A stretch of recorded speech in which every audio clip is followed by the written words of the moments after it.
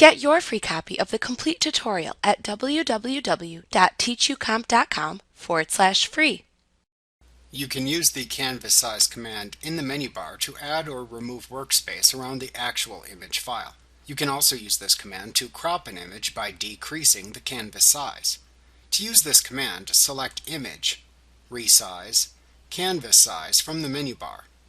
In the Width text box, type the number you want for the width, and then use the Adjacent drop-down to the right to select the associated unit of measurement.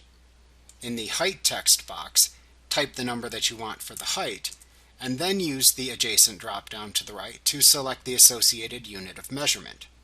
If you check the Relative checkbox, which resets any measurements you have entered, you can re-enter the numbers and units to adjust the canvas size in relation to its current size. In the Anchor section, click a square to set the anchor point for the image.